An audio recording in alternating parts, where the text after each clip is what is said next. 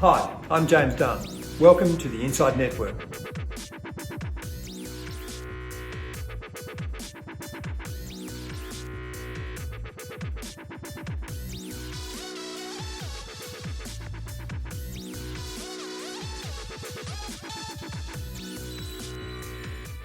Welcome to INDepth, where joining me is Jake Elmhirst, Global Head of Private Wealth at Coller Capital, to discuss private equity secondaries. Welcome, Jake.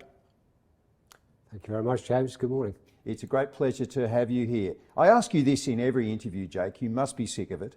But when you're not working in private equity, you're a North Yorkshire sheep farmer. I wanted to ask you, are there any similarities between investing and farming sheep, or is the farming a complete switch off from your day job? I think there are similarities. It's probably harder to make a return on capital farming sheep than it is investing in private equity. And the downsides are different. But it's a good release for me. You've described secondaries, and I'm going to Australianise your description, as like being able to bet on the Melbourne Cup after the horses have passed the finish line for the first time and they've got another lap to go. So does that, you can see how the race is playing out, but does that automatically mean that your capital gain prospects come down for that luxury of being able to see how the race is progressing?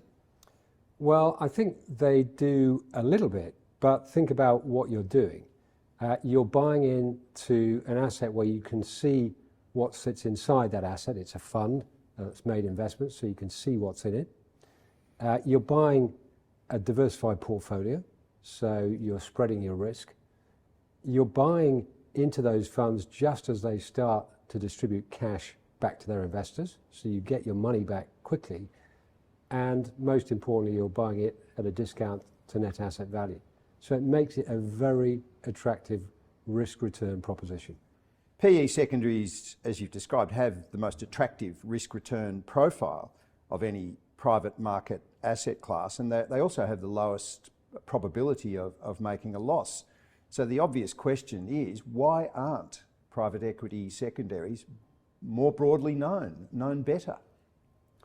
I think probably the answer is that it's a bit more esoteric than buying a private company. In fact, oftentimes what you find is that individuals can relate much more easily to a company story, rather than something which is a fairly technical purchase of a portfolio of assets. It's just not as sexy to go to a dinner party and talk about a secondaries portfolio as it is to talk about the latest, greatest AI company, and that's just a reality. I understand that the secondaries market is evolving from, at the outset, it was more LP-led transactions, and now it's GP-led transactions are much more common.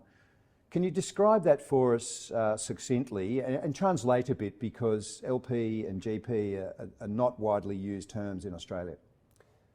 Well, that's quite a lot to run through, but I'll do the best I can in a short time. So most private equity funds are structured as partnerships. The manager of the partnership is the general partner, or GP, and the investors in that partnership are the limited partners, or LPs. So that's where the GP LP nomenclature stems from.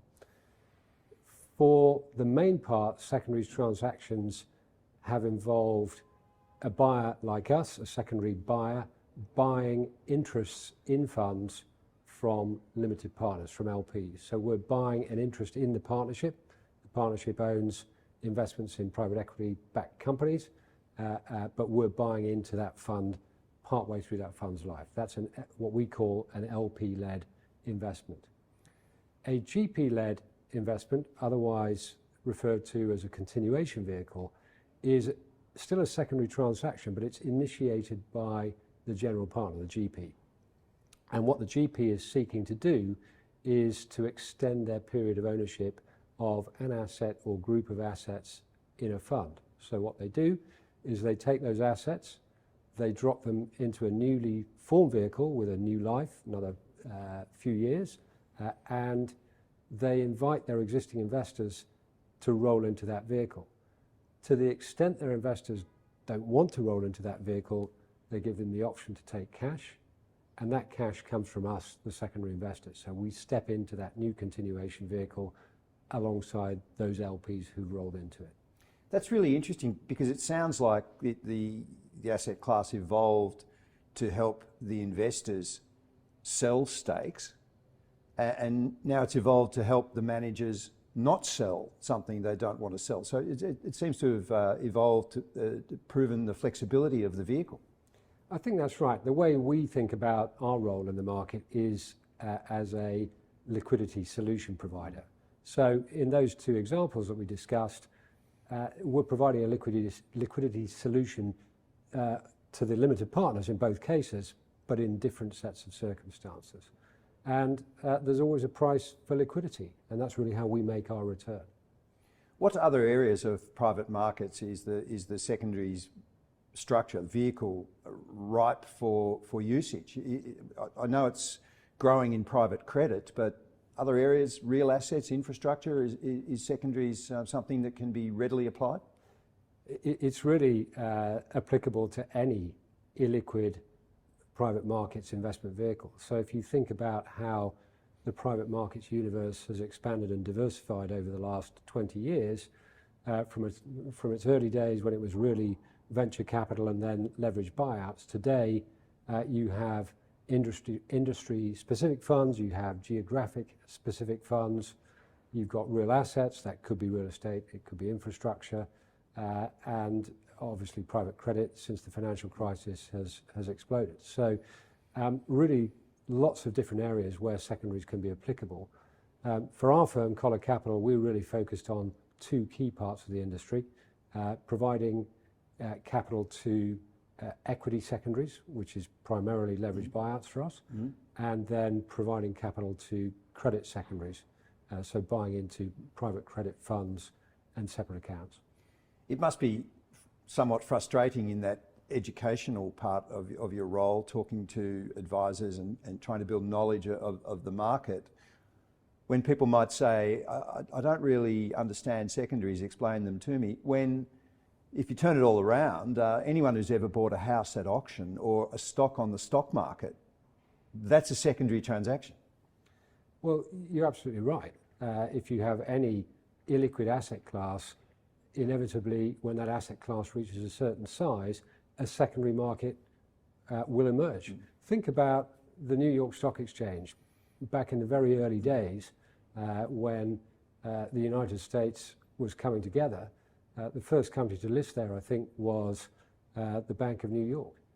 But in those days, the transactions that were taking place were largely IPOs, public listings, and placings.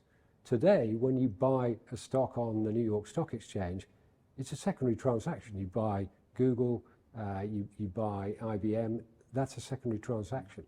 So it's an example of how a market evolves, and private markets is no different. When you think about the breadth of private markets today, 90% of companies with revenues over 100 million are private.